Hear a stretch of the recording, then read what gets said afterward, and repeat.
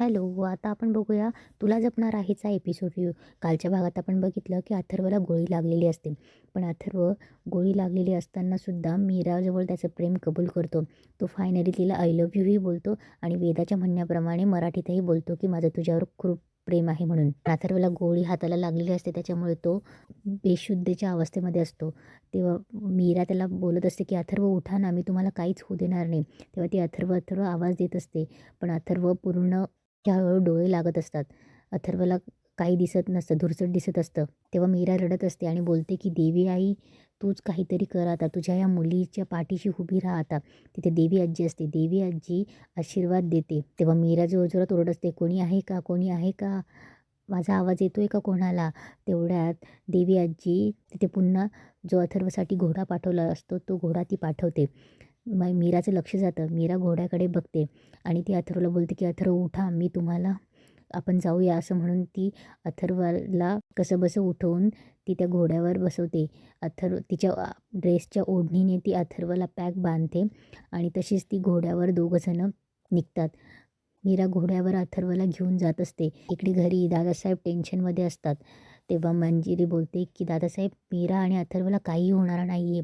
तेव्हा दादासाहेब बोलतात की मंजिरी, ते दोघं खुशाल हे कळल्याशिवाय मला चैन पटणार आहे का. तेव्हा नर्मदाही बोलते की अरे दादा, काय झालं आहे. तेव्हा दादासाहेब अनन्यालाही ओरडत असतात की अनन्या, तुला तरी कळायला हवं ना, तू तरी विचारायचंस त्याला कुठे चाललास म्हणून.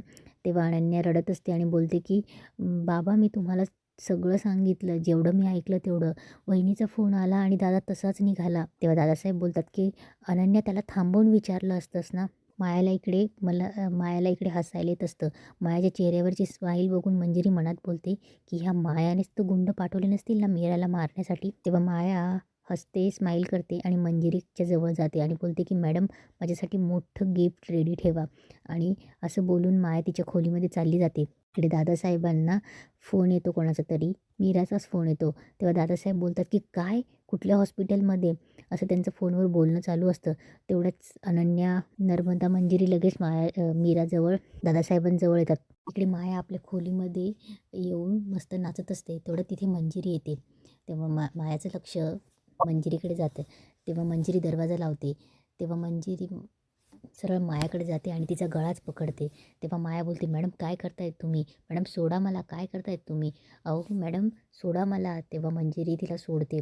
तेव्हा माया बोलते की मॅडम काय करतायत तुम्ही, इतक्या दिवस जे तुम्हाला जमलं नाही ते मी करून दाखवलं, मी त्या मीराचा जीव घेतला आहे. तेव्हा मंजिरी जोरात तिच्या कानाखाली वाजवते.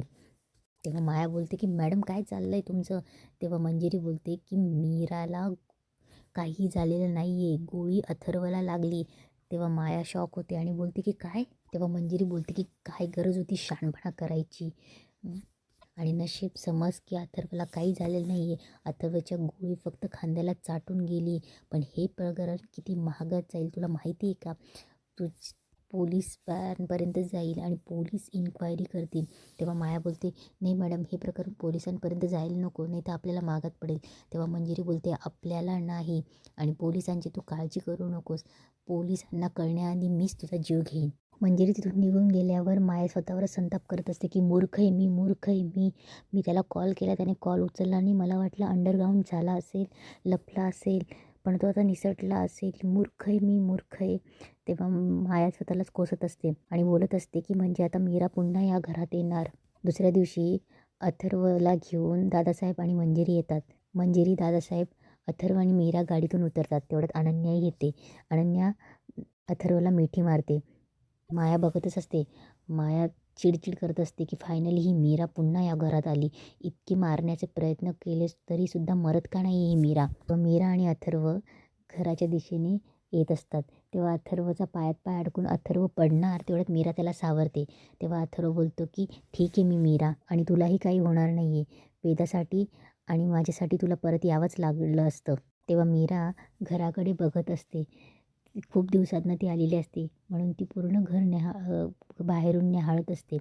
तेवढ्यात अथर्व तिला बोलतो की मीरा चल, आणि अथर्व हळूच तिच्या खांद्यावर हात ठेवतो. मीरा बघते अथर्वकडे आणि तिला पण खूप छान वाटतं. ते दोघं एकमेकांकडे बघून स्माईल करत असतात. दादासाहेब हे बघून खूप खुश होत असतात. अथर्व आणि मीरा आतमध्ये जायला लागतात. तेवढ्यात माया येते आणि बोलते की अथर्व, मीरा, अथर्व खूप लागले का? जास्त दुखत नाही ना?" तेव्हा अथर्व बोलतो की "ठीक आहे मी." तेव्हा माया बोलते, "मीरा तुला?" तेव्हा तेव्हा मीरा मायाकडे बघून तिला खूप राग येत असतो. मीरा काहीच बोलत नाही. अंबिकालाही मायाकडे बघून राग येत असतो. मीरा अथर्वला बोलते की "चला तुम्ही." तेवढ्या ते जायला लागतात. तेव्हा मंजिरी बोलते की "थांबा तुम्ही दोघं."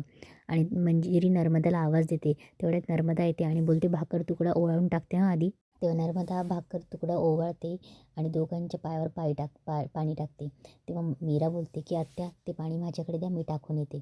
तेव्हा तेव्हा नर्मदा बोलते की "अथर्व, कसं झालं रे हे सगळं? आणि ते ज्यांनी कोणी केलं हे ते गुंड सापडलीत का?" तेव्हा मंजिरी बोलते की "नर्मदा, अगं हे सगळं आपण घरात आल्यावर विचारू, त्यांना पहिले आत तर येऊ दे." तेव्हा सगळे आत जातात. मीरा बाहेरच थांबते. मीरा बाहेर थांबते तेव्हा अंबिकाही आत जायला लागते. तेव्हा अंबिका मीराला बोलते, "चल." तेव्हा मीरा ते पाणी घेऊन मायाकडे बघते. मायाच्या समोर जाऊन उभं राहते आणि तो तांब्या मायाच्या तोंडावर ते पाणी फेकून मारते. हे बघून अंबिकाला हसायला येतं. तेव्हा मीरा मायाला बोलते की "हे बघ, आत्ता मी तुला सोडणार नाही, यापुढे लक्षात ठेव." तेव्हा अंबिका बोलते की "मीरा, हिचं काय करायचं हे आपण नंतर बघू, आत्ता चल आतमध्ये."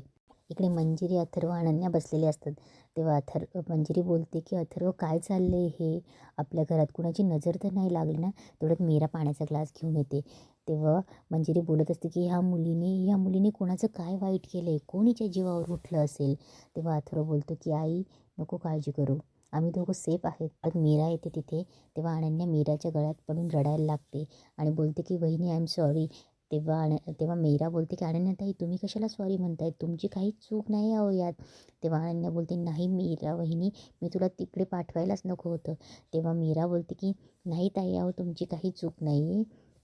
ते गुंड आले आणि हे सगळं झालं." तेव्हा मंजिरी बोलते, "किती गुंड होते ते?" तेव्हा अथर्व बोलतो की "2." तेव्हा मंजिरी बोलते की "पण मग तू अथर्वला दवाखान्यात हॉस्पिटलला कशी घेऊन गेलीस?" तेव्हा मीरा बोलते की मीराला समजत नसतं काय बोलावं. तेव्हा ती बोलते, "ते मी घोड्यावर त्यांना घेऊन गेले." तेव्हा मंजिरी बोलते, "घोड्यावर?" तेव्हा अनन्याही शॉक होते, "घोड्यावर?" तेव्हा मीरा बोलते की "हो, वेदाचे बाबा मला वाचवायला घोड्यावरच आले होते."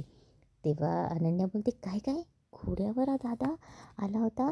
तेव्हा अनन्या बोलते की "दादा, तू वहिनीला वाचवायला घोड्यावर गेला होतास?" तेव्हा अथर्वला हसायला येतं. तेव्हा मंजिरी बोलते, "अथर्व?" तेव्हा अथर्व बोलतो, "हो आई, म्हणजे मी गाडीनेच गेलो होतो, पण गाडी मध्येच रस्त्यात बंद पडली. मग घोडा आला, मग मी घोड्यावरून गेलो, मग मला गोळी लागली आणि त्यानंतर मी बेशुद्ध पडलो. मग मीराच मला घेऊन गेली घोड्यावर हॉस्पिटलला."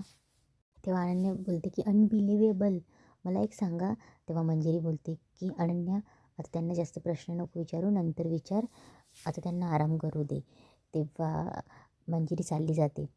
तेव्हा मंजिरी बोलते की "मी तुमच्या दोघांसाठी काहीतरी खायला आणते." तेव्हा मीरा बोलते की "नाही नाही आईसाहेब, वेदा आली की तेव्हाच आम्ही खाऊया." तेव्हा मंजिरी चालली जाते. तेव्हा अनन्या बोलते की "किती भयानक होतं हे सगळं." इकडे मंजिरी हॉलमध्ये येतात. दादासाहेब पोलिसांशी फोनवर बोलत असतात आणि सांगत असतात की "ते गुंड कुठे पण असो, मला भेटायला पाहिजे." तेव्हा फोन ठेवल्यावर मंजिरी बोलते की "दादासाहेब, काय झालं?" तेव्हा दादासाहेब बोलतात की "रामपुरीच्या सुनेवर हल्ला केला आहे त्यांनी. मी माझी शक्ती वाटेल ती पणाला लावेल, पण त्या गुंडांना सोडणार नाही." तिकडेच मायाही बसलेली असते. दादासाहेब तणफण करत चालले जातात. तेव्हा मंजिरी रागाने मायाकडे बघते आणि इथेच आजचा एपिसोड संपतो.